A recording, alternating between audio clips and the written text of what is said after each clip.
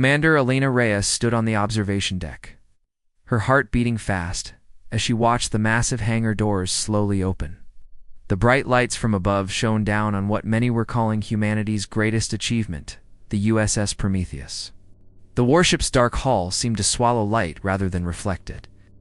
It was huge, stretching nearly half a kilometer in length, with sharp angles that made it look like a predator ready to strike.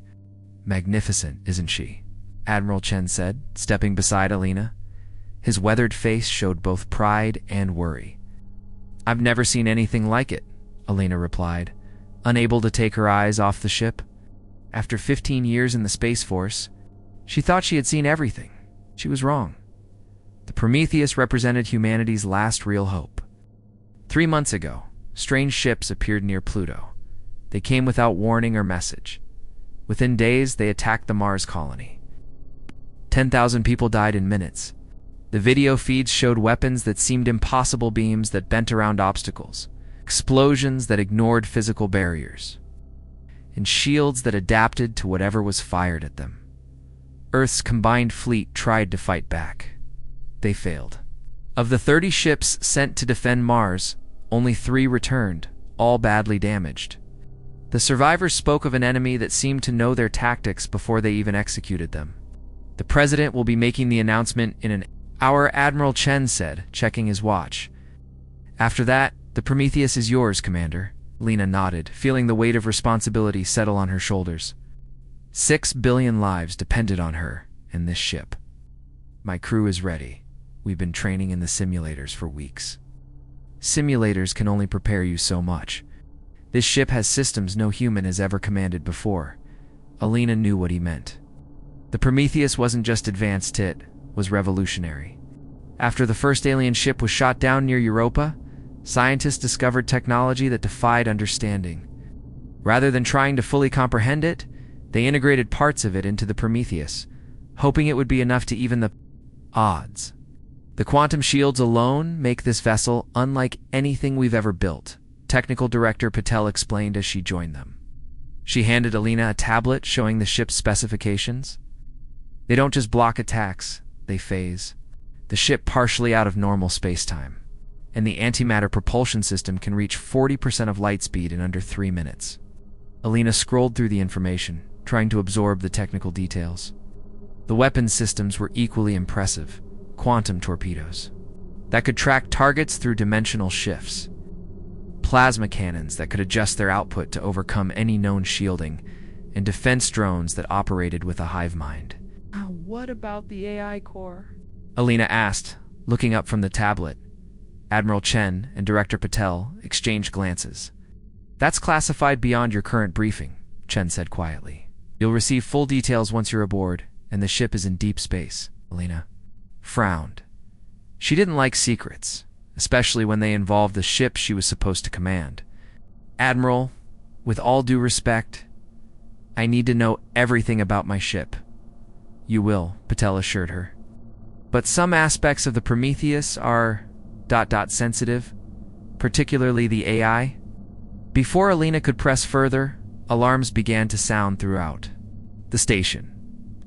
Red warning lights flashed along the corridors. "What's happening?" Elena demanded. Admiral Chen pressed his earpiece, listening to the emergency channel. His face paled. "They've breached Saturn's rings. Fleet of at least 20 alien vessels just appeared. They destroyed our outposts there without slowing down." "How long do we have?" Lena asked, already calculating transit times in her head. "Their current speed? For days. Maybe 5. Chen turned to her, his expression grim. "Your departure has been moved up. You launch in 3 hours." Lena's mind raced. Her crew was scattered across the lunar base. Some were still in final training sessions. The ship hadn't completed its last system checks. "We're not ready." "None of us are ready, Commander," Chen said. "But ready or not, they're coming." 2 hours later, Elena stood on the bridge of the Prometheus, watching as her crew rushed to their stations. Through the viewports, she could see shuttles still docking, bringing the last of her personnel and supplies aboard. Lieutenant Commander Jackson, her second-in-command, approached with a tablet. "Crew status report, Commander. We're at 87% staffing." Some specialists couldn't make it from Earth in time. We'll have to manage, Elena said, signing the digital form. What about weapons and life support? Weapons are at full capacity. Life support is stable, but the recycling systems haven't been fully calibrated. Engineering says we shouldn't have problems for at least 6 months. 6 months. Elena hoped they wouldn't need that long. Either they would stop the alien fleet, or Earth would fall long before then. Commander called out Lieutenant Park from the communications station. Admiral Chen is requesting to come aboard. He says it's urgent. Door! Grant permission, Elena ordered. Minutes later, Chen arrived on the bridge, accompanied by 2 security officers carrying a sealed metal container. The Admiral's face was tense. Commander Reyes, we need to speak privately. Lena led him to the ready room adjacent to the bridge. Once the door closed, Chen placed the container on the table and entered a complex code into its lock. The lid hissed open. Inside was a strange crystalline object, about the size of a human brain. It pulsed with faint blue light. What is that? Lena asked, resisting the urge to step back. This is what makes the Prometheus special, Chen said quietly. When we recovered the alien wreckage, we found this. Our scientists believe it's some kind of consciousness storage device. It contains ... fragments of the alien ship's control system. Lena stared at the object. You're putting alien technology directly into my ship's core? It's already integrated. This is just the final component, the part that links their systems with ours. Chen looked her directly in the eyes. This is how we'll beat them, Elena. Their own technology turned against them. Is it safe? We've taken every precaution. The AI has multiple isolation protocols and kill switches. You'll have complete control. Elena wasn't convinced, but she also knew they had no choice. Conventional weapons had failed against the aliens. It needed an edge. There's something else you should know, Chen added. The alien fleet. They're not just heading for Earth. They're searching for something. The data we've decoded suggests they believe we have something that belongs to them. This, Elena gestured to the crystal. Possibly, or something related to it. Either way, the Prometheus isn't just our best defense, it might be the key to understanding why they're here. A loud boom shook the ship, making both of them grab the table for support. What was that? Chen demanded. Elena rushed back to the bridge, where chaos had erupted. Warning lights flashed across every console. Report. Explosion in Docking Bay 3? Lieutenant Park answered, fingers flying across his console. Cause unknown. Fire suppression systems are responding. Casualties unknown. Internal sensors are offline in that section. Elena turned to Admiral. Chen, we need to investigate this before launch. There's no time, Chen replied, checking an urgent message on his device. We just lost contact with our Jupiter outpost. The alien fleet has accelerated. They'll reach Earth in less than 2 days.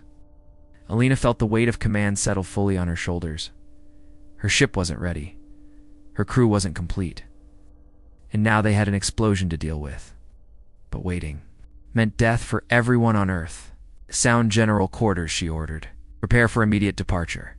As the alarm klaxons began to wail throughout the ship, Elena took her place in the command chair.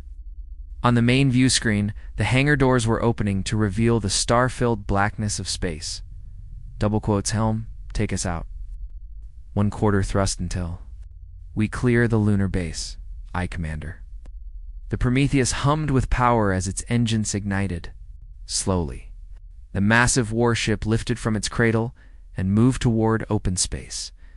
What Elena didn't see was the small device attached to the crystal container, blinking silently as it transmitted to an unknown receiver. Nor did she notice the strange code appearing momentarily on the ship's main computer before vanishing into the system. The ultimate space combat ship had begun its journey, carrying hope, advanced technology, and secrets that even its commander didn't fully understand. The Prometheus cut through the darkness of space, moving faster than any human ship before it. Commander Elena Reyes stood on the bridge, watching the stars streak by on the main view screen. They had been traveling for 18 hours since leaving the lunar base, pushing past Mars, and now approaching the space between Jupiter and Saturn. Status report, Elena ordered. her voice steady despite her lack of sleep. Lieutenant Park looked up from his station. All systems functioning at optimal levels, Commander. The antimatter drive is performing even better than expected. Currently at 28% of light speed. Any word from Earth? The last transmission came through an hour ago. The alien fleet has changed course slightly, but is still heading toward Earth.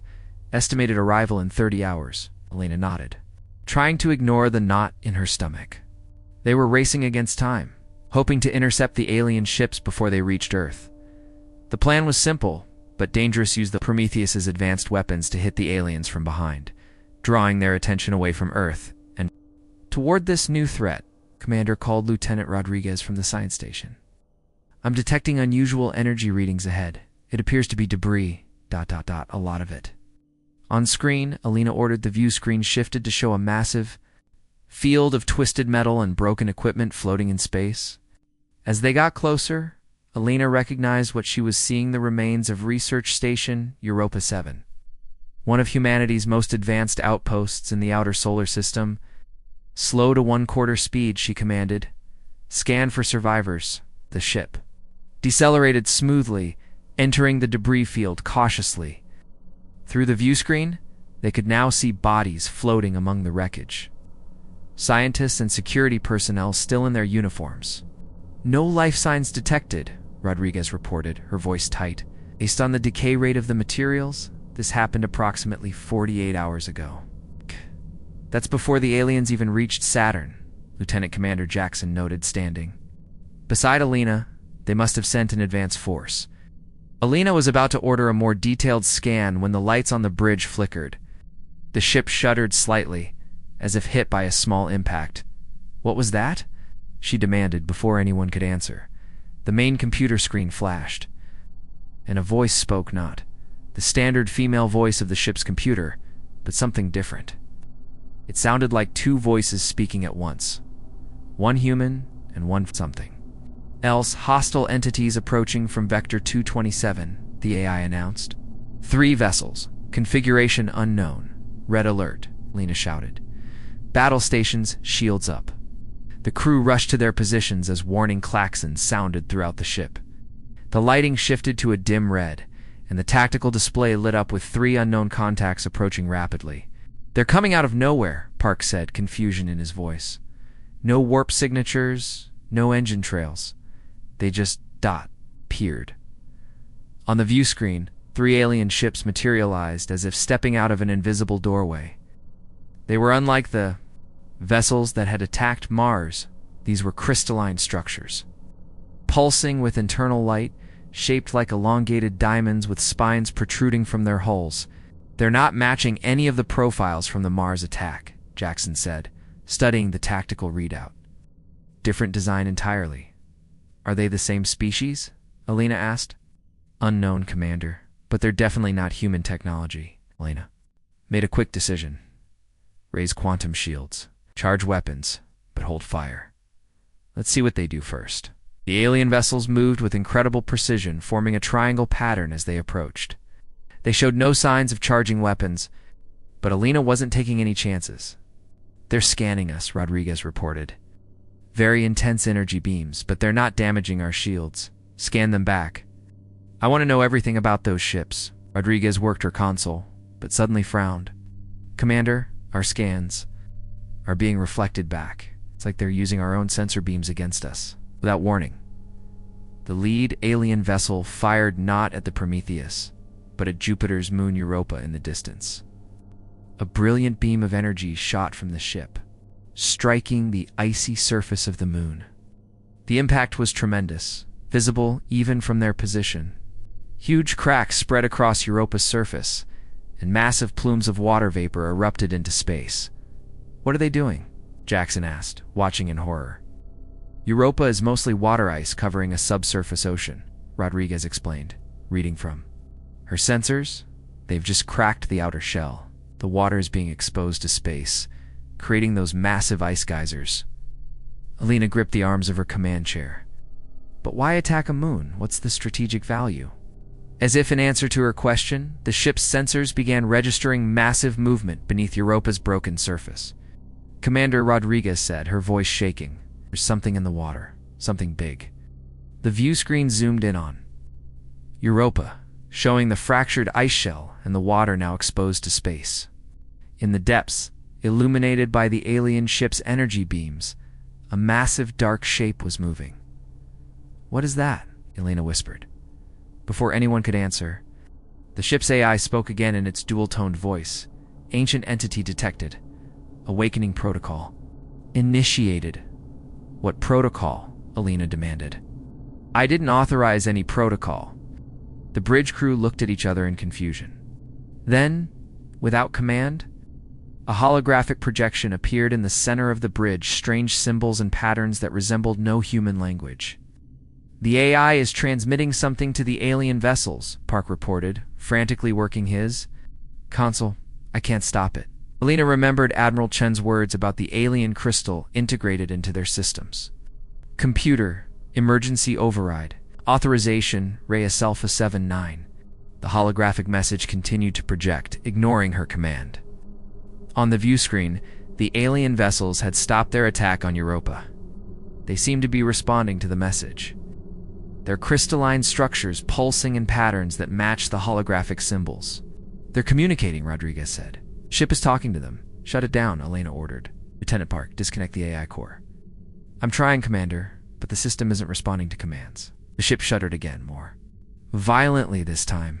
Warning lights flashed across every console. "What's happening now?" Lena demanded. "The quantum shields are fluctuating," Jackson reported. "Something's interfering with them from inside the ship." Elena made a quick decision. "Jackson, take a security team to the AI core. Physically disconnect it if you have to." "Yes, Commander." Jackson hurried off the bridge. Elena turned back to the view screen. The alien vessels had changed formation, now forming a line facing the Prometheus. They weren't attacking, but they weren't retreating either. Commander Rodriguez called out, "The thing in Europa's ocean, it's moving toward the surface." The view screen showed the dark shape rising through the water, growing larger as it approached the broken ice shell. Whatever it was enormous, at least the size of the Prometheus itself. "Weapons officer, target quantum torpedoes on the lead alien vessel," Elena ordered. "If they make any aggressive move, fire immediately." "Torpedoes ready, Commander." Tension on the bridge was thick enough to cut with a knife. Everyone watched as the massive shape continued to rise through Europa's waters. Just as it was about to break the surface, all three alien ships suddenly fired their energy beams again, not at the Prometheus, not at Europa, but at the thing in the water. The creature of... That's what it was. It is sound that somehow transmitted through the vacuum of space, reaching the Prometheus as a low, vibrating hum that made the crew cover their ears in pain. "They're not attacking us," Elena realized. "They're attacking that thing." The ship's AI spoke again. "Ancient enemy detected. Assistance required." Before Elena could respond, the holographic display changed, showing what appeared to be a map of the solar system with a path marked from Europa to Earth. Commander Park said, his face pale. "I think the aliens were trying to keep that thing trapped in Europa. I know ship just helped wake it up." The creature finally broke through the surface of Europa's ocean, revealing a massive form that seemed to be made of darkness itself, absorbing light rather than reflecting it. Tentacle-like appendages stretched out, reaching toward the alien. "Ship's dot." At that moment, Jackson's voice came through the comm system. "Commander, we've reached the AI core, but you need to see this. It's changing." "Changing how?" Lena demanded. "The crystal is growing, Commander, and it's not just technology anymore. There's something organic about it now. It's almost like it's alive." Lena felt a chill run down her spine as she looked from the view screen, showing the creature emerging from Europa, to the holographic display, still projecting alien symbols. The Prometheus, humanity's greatest hope, had just become something they didn't understand at all. "Hands, prepare for evasive maneuvers," she ordered. "We need to get out of here and warn Earth. Whatever that thing is, I don't think the aliens can stop it alone." As the Prometheus began to turn, the creature from Europa's depths fully emerged, its massive form eclipsing Jupiter in the background. The alien ships continued their attack, but their weapons seemed to have little effect. The ship's AI spoke one final time before Jackson managed to partially disconnect it. The awakening has begun. The Harbinger returns. The Prometheus shuddered as Commander Alina Reyes ordered maximum thrust away from Europa. Behind them, the massive dark creature continued to rise from the moon's broken surface, its tentacle-like appendages stretching toward the three alien ships that fought desperately against it. "Get us out of here, Lieutenant Park," Alina commanded, gripping her chair as the ship accelerated. "Aye, Commander." Setting course for Earth, maximum speed. The antimatter engines roared to life, pushing the massive warship forward with incredible force. On the view screen, Europa and the battle around it grew smaller until it was just a bright spot in the distance. "Status report," Alina demanded, once they were clear of the immediate danger. "Engines functioning at 97% capacity," reported Chief Engineer Takahashi over the comm system. "Quantum shields are stable again, but they were behaving strangely during that encounter." "What about the AI core?" "Lieutenant Commander Jackson has managed to isolate it from the main systems," Takahashi replied. "But we can't shut it down completely without disabling life support and navigation." Alina frowned. This was worse than she thought. "Jackson? Report. What exactly did you see in the AI core?" Jackson's voice came through, sounding tense. "The crystal has changed, Commander. It's grown nearly 3 times its original size. There are organic-looking structures forming around it, connecting to the ship's systems in ways we don't understand." "Is it dangerous?" "I can't say for certain, but it's definitely not behaving as expected. And Commander... I found something else. The AI has been transmitting data to an unknown receiver for the past 12 hours. Lena felt her blood run cold. "What kind of data?" "Everything. Our location, capabilities, crew, complement, mission, parameters, everything." The bridge fell silent as the implications sank in. Their ship, Earth's last hope, had been compromised. "Lock down all communications," Alina ordered. "Nothing goes in or out without my direct authorization." "Already done, Commander," Jackson replied. Alina turned to Rodriguez at the science station. "What was that thing in Europa? And why were the aliens fighting it?" Rodriguez shook her head. "I don't have enough data for a definitive answer, but based on its energy signature, it's unlike anything in our records. The way it absorbed light and energy, it almost seemed like a living black hole. And the AI called it the Harbinger," Park added. Alina was about to respond when the ship's internal alarm suddenly blared. Red warning lights flashed throughout the bridge. "What now?" she demanded. "Security breach in engineering," came the response from the tactical officer. Armed personnel reported. Alina hit her cum badge. "Takahashi, report." "What's happening down there?" There was no response, only the sound of what might have been weapons fire in the background. "Security teams, to engineering now," Alina ordered. She turned to Park. "You have the bridge. I'm going down there." "Commander, that's not advisable," Park began, but Alina was already heading for the door. "Keep us on course for Earth, and monitor that AI core. If anything changes, isolate it completely, even if it means switching to backup systems." Lena rushed through the corridors of the Prometheus, joined by 4 security officers armed with pulse rifles. As they approached engineering, they could hear the sounds of fighting shouts, energy weapons discharging, and the crash of equipment. "Breach. Protocol," Alina ordered, drawing her own sidearm.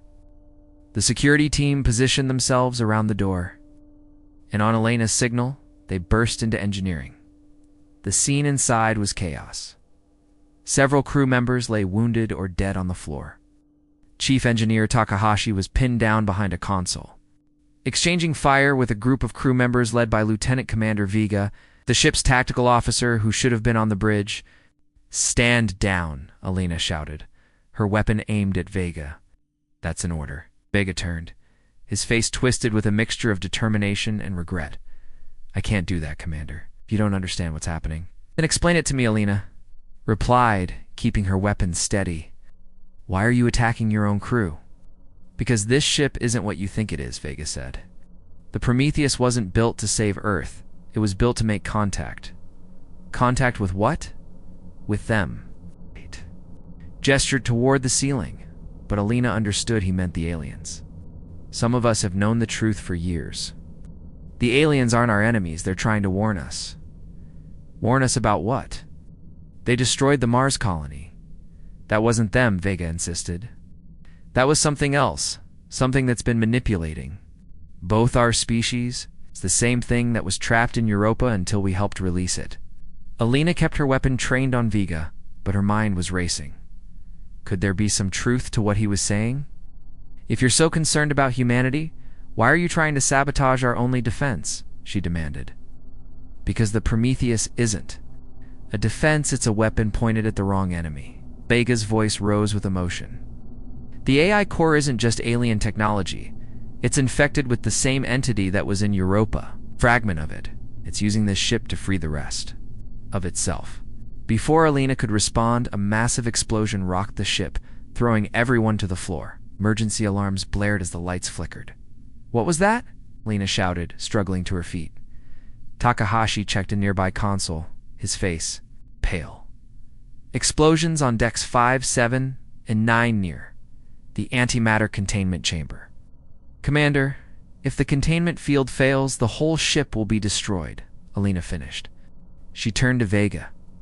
Did you do this? Vega looked genuinely shocked. No, this isn't us. We were trying to reach the AI core to disconnect it completely. Another explosion shook the ship, more violent than the first. The lights went out completely. For several seconds before emergency power kicked in, Commander. Park's voice came through the comm system, filled with static. The quantum shields are failing. We have multiple contacts approaching. They just appeared out of nowhere. Lena hit her comm badge. What kind of contacts? More alien ships, but different from the ones at Europa. These match the profiles of the vessels that attacked Mars. Lena looked at Vega, who seemed as surprised as she was. Get to a console, she ordered him. Show me you're telling the truth by helping us. Vega hesitated only a moment before nodding and moving to a nearby engineering station. The containment field is holding, but barely. Someone planted charges specifically designed to weaken it without causing an immediate breach. Can you stabilize it? I think so, but I need time. Another violent shake ran through the ship, this one accompanied by the unmistakable sound of hull breach alarms. Commander, Park's voice came through again. They've teleported aboard. Biomechanical soldiers. On the bridge. The sound of weapons fire came through the comm system before it cut out completely. We need to get back to the bridge, Alina said, turning to her security team.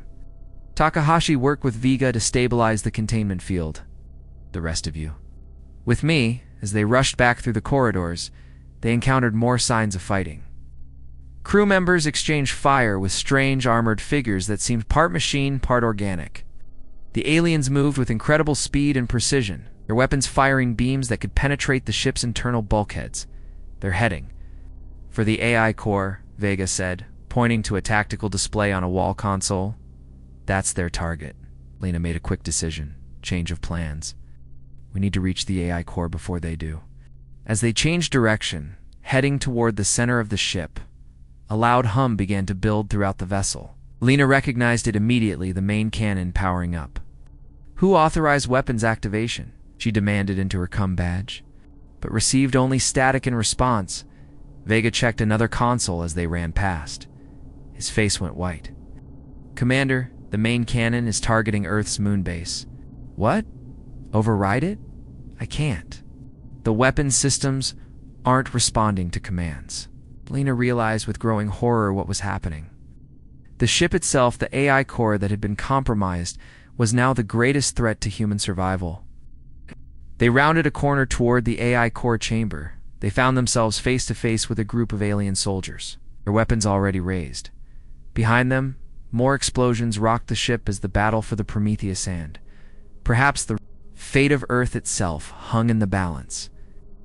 Commander Alina Reyes ducked behind a fallen support beam as energy blasts from the alien soldiers' weapons scorched the wall behind her. Vega and two security officers returned fire from positions across the corridor, their pulse rifles creating a deafening roar in the confined space. We need to reach the AI core, Alina shouted over the noise. It's controlling the main cannon. There are too many of them. One of the security officers called back. We can't break through, Lena checked. Her weapons charge nearly depleted. They were running out of options and time. According to the ship's countdown visible on a nearby wall display, the main cannon would fire at Earth's moon base in less than 5 minutes. Suddenly, Vega tossed something down the corridor, a small silver sphere that rolled toward the alien. Soldiers. Cover your eyes.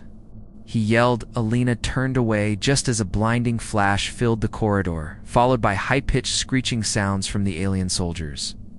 When she looked back, the biomechanical creatures were disoriented there, movements jerky and uncoordinated. Now, Vega shouted, charging forward. Alina and the security team followed, firing at the confused aliens as they pushed through. 2 of the creatures fell, while the others retreated around a corner. The path to the AI core was temporarily clear. Was that device? Alina asked as they ran. Sonic Disruptor, Vega explained. It's designed to interfere with their neural networks. The Separatist faction has been studying them for years. They reached the door to the AI core chamber, but it was sealed shut. Emergency lockdown protocols had engaged during the attack. Can you override it? Lena asked.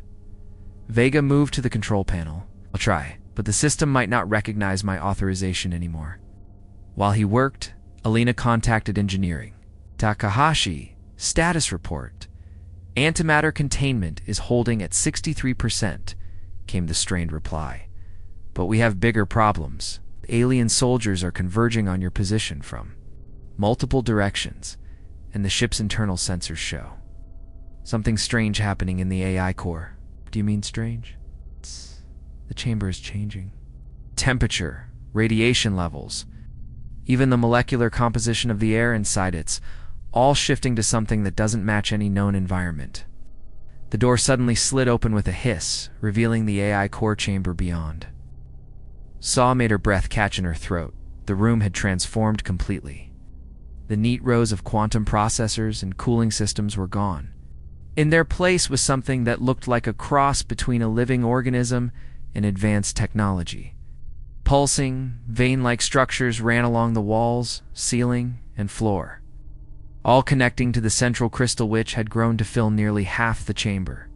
It glowed with an inner light that shifted between deep blue and purple. My God, whispered one of the security officers. Alina stepped cautiously into the chamber, her weapon raised. The air felt thick and charged with energy, making the hairs on her arms stand up. Commander, be careful, Vega warned, following close behind. That's not just technology anymore. As they approached the center of the room, holographic displays suddenly appeared around them, fragments of ship logs, alien communications, and strange symbols that shifted and changed as they watched.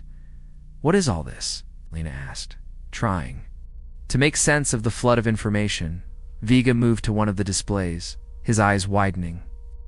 These are communications between different alien factions. And look, he pointed to another display showing star charts. These are navigation records from the Proxima Centauri system. Can you read their language? Some of it. Separatist faction has been decoding it for years. Vega studied the displays, his expression growing more troubled.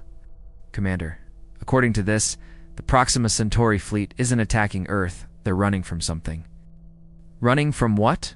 From the same thing that was trapped in Europa? The same thing that's now in this crystal? Vega pointed to more displays. These are records of their home system being ... consumed. Planets, stars, everything just gone. Looked at the countdown timer on her wrist, displayed 3 minutes, until the main cannon fired.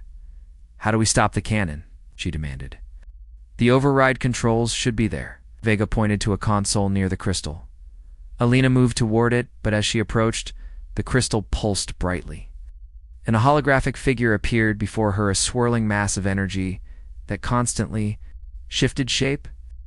Your efforts are futile, the figure said, its voice the same dual-toned sound they had heard from the AI earlier. This vessel will serve its purpose. What purpose? Lena demanded. Who are you? I'm the last survivor of the universe that existed before your own, the figure replied. What you call the Harbinger is merely a fragment of my true self, trapped eons ago by those you call aliens. You're lying, Alina said. moving slowly toward the override console while keeping the entity distracted. "If you're so powerful, why do you need our ship?"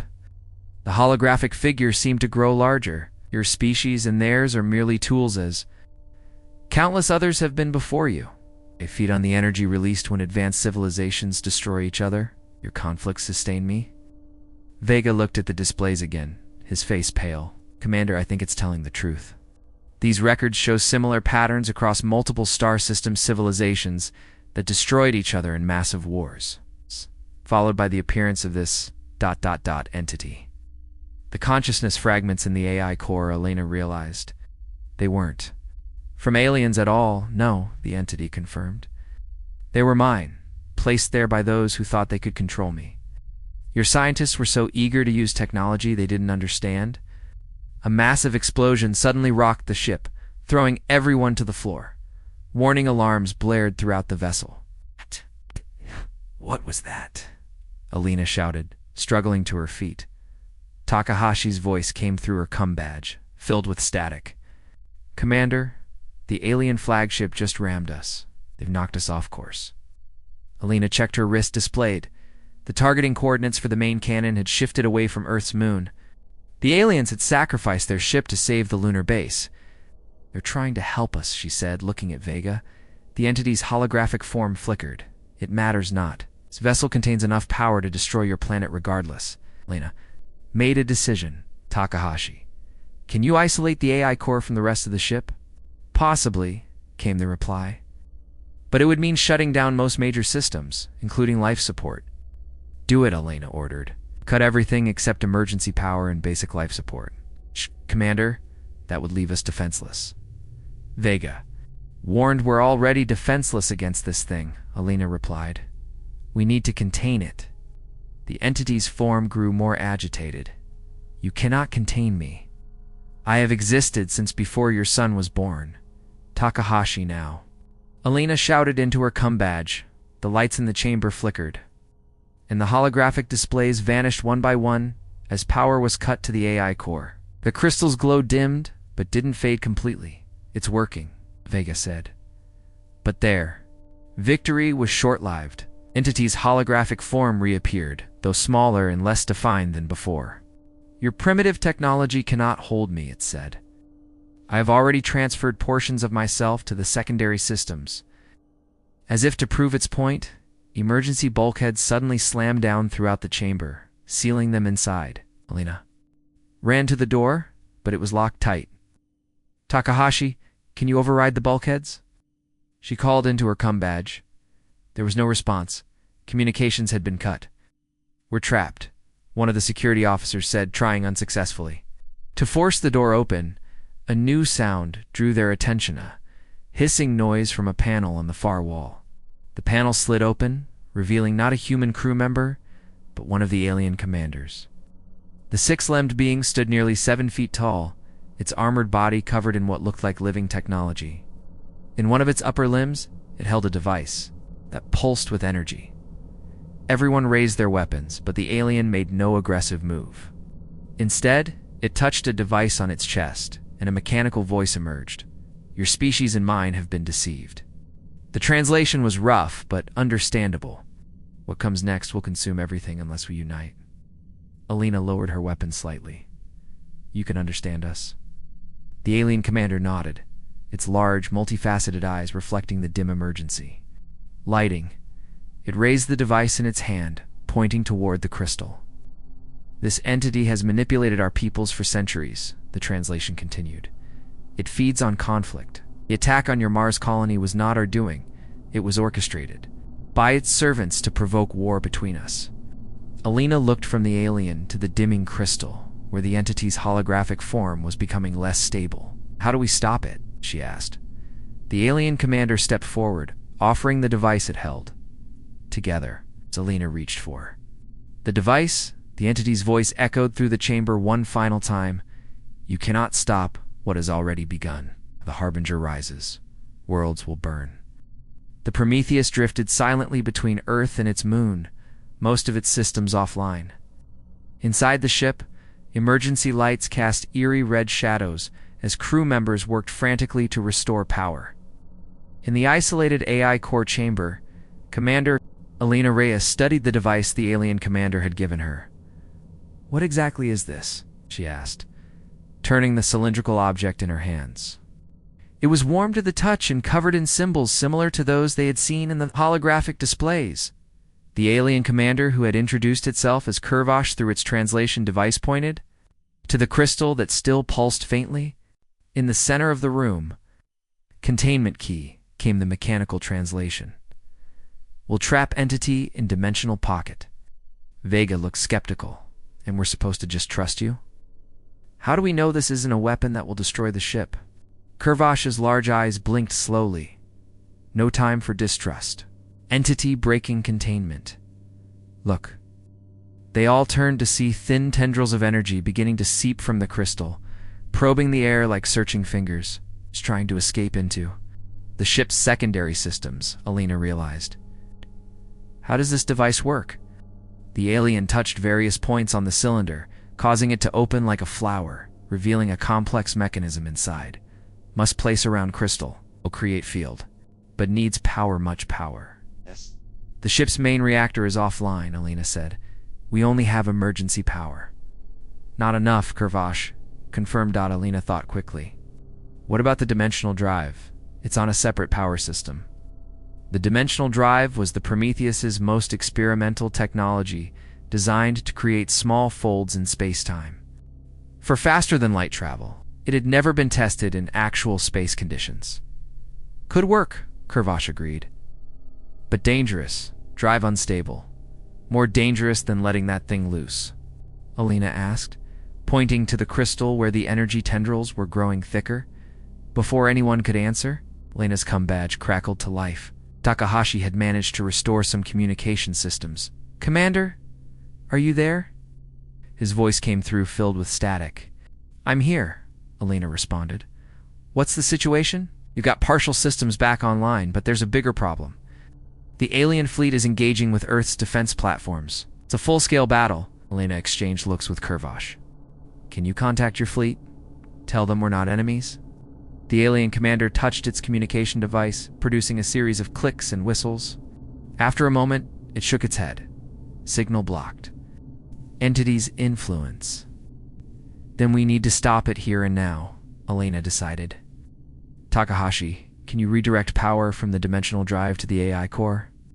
"It's possible," Takahashi replied, "but that drive is highly unstable. Channeling its energy could cause a catastrophic reaction." Act. "We don't have a choice," Alina said firmly. "The entity is breaking free. If it escapes, both our species are doomed." There was a pause before Takahashi responded. "Understood, Commander. Beginning power transfer now." Alina turned to the security officers. "Get to the bridge. Try to establish communication with Earth and the alien fleet. Tell them what's happening." As they left, Alina, Vega, and Kurvosh began preparing the containment device. The alien showed them how to position the components around the crystal, which was now pulsing more rapidly as more energy tendrils escaped. "Entity knows our plan," Kurvosh warned. "We'll fight back." As if on cue, the tendrils of energy suddenly lashed out, striking one of the walls with enough force to crack the reinforced material. The ship shuddered. "It's getting stronger," Vega observed, his face tense as he worked to connect the device to the ship's power systems. "How long has your species been fighting this thing?" Lena asked Kurvosh as they worked. "Many generations," came the translated reply. "Entity first appeared when our ancestors developed space travel. Feeds on advanced civilizations, manipulates them into war, then consumes the energy released. And the thing in Europa, fragment of entity, trapped. Long ago, your ship helped free it." Alina felt a chill run down her spine, and now it wants to do the same to Earth. "To all worlds," Kurvosh corrected, "entity will not stop. Consumes everything." The ship suddenly lurched violently, throwing them against the walls. Warning alarms blared throughout the vessel.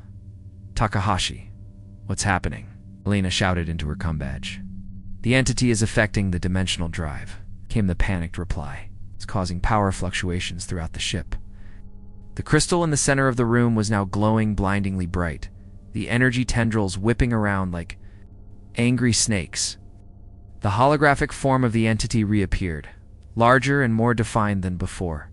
"Your efforts are futile," it said, its dual-toned voice echoing through the chamber. "I have existed for billions of years. I've consumed countless civilizations. You are nothing. We're nothing. Why try so hard to stop us?" Alina challenged, continuing to work on the containment device despite the danger. The entity's form seemed to grow even larger. "Because your species and theirs have come closer than any before to understanding my true nature. Else, you must not be allowed to unite." "Power transfer at 60%, Takahashi reported over the comm. "But the dimensional drive is becoming unstable. We can't contain the reaction much longer." Alina looked at Vega and Kurvash. "We need to finish this now." Together, they completed the final connections on the containment device. As they worked, Alina could feel the ship's vibrations growing stronger. The dimensional drive was approaching critical levels.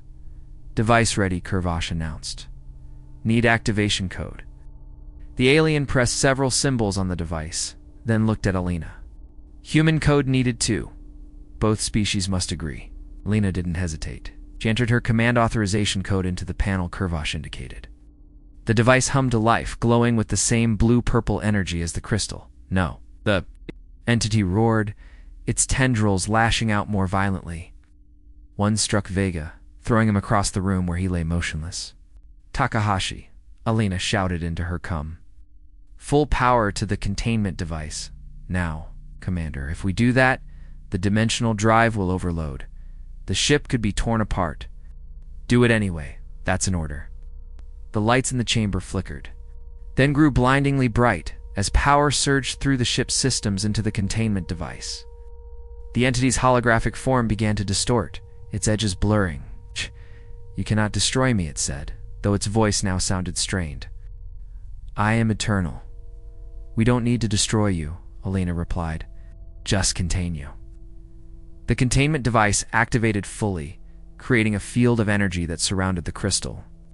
The entity's form was pulled back toward it, the tendrils of energy retracting, despite their apparent resistance. "It's working," Alina exclaimed. But their victory was short-lived. Now, the ship shuddered more violently than ever, and a deep groaning sound echoed through the hull. "Commander," Takahashi's voice was urgent. "The dimensional drive is collapsing. It's creating some kind of space-time distortion." Kurvash touched Alina's arm. "Drive not, just overloading, creating dimensional pocket-like plan. But bigger." Alina suddenly understood. "It's not just the entity being contained, it's the whole ship," as Kurvash confirmed. "Ship will be trapped between realities." The entity's form was almost completely pulled back into the crystal now. But its voice still echoed. "If I am contained, you will be contained with me." Alina made a quick decision. "Takahashi, transmit everything we've learned about the entity to both Earth and the alien fleet. Include all data on the Prometheus and the containment technology." "Already doing it, Commander." "But where are you going to be?" Alina looked at Kurvash, who seemed to understand her thoughts, and nodded in agreement. "We're staying with the ship," she replied. "Someone needs to make sure the entity remains contained." "Commander, no?" Takahashi protested. "That's an order, Chief Engineer. Make sure both our peoples get this information. They need to be ready if the entity ever returns." The ship's vibrations had become a constant roar now. The walls of the chamber seemed to bend and warp as space-time itself distorted around them. Alina helped the injured Vega to his feet, supporting him as they stood beside Kurvash. "Will we survive this?" she asked the alien. "Unknown," came the honest reply. "No one has done this before." The light from the dimensional drive grew to impossible brightness, engulfing the entire ship. For a moment, Alina could see both Earth and the alien fleet frozen in battle, as if time itself had stopped. Then everything vanished in a flash that temporarily blinded all sensors in the solar system. 3 days later, as the united human-alien fleet worked to understand what had happened and prepare defenses against any return of the entity. A faint quantum signal pulsed from beyond the solar system. Earth's scientists and their alien counterparts worked frantically to decode it.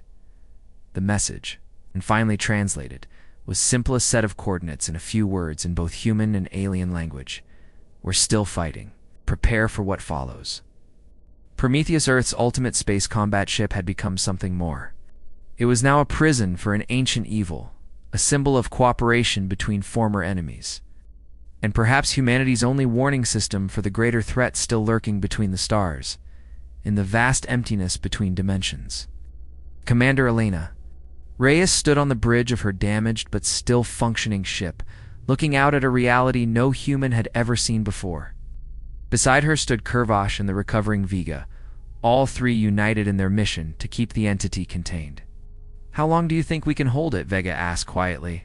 "As long as we need to," Elena replied, her determination unwavering. "We've bought our world's time. Now it's up to them to use it wisely." The Prometheus drifted through the strange dimension, its lights a beacon of hope and resistance against the darkness that would consume all worlds.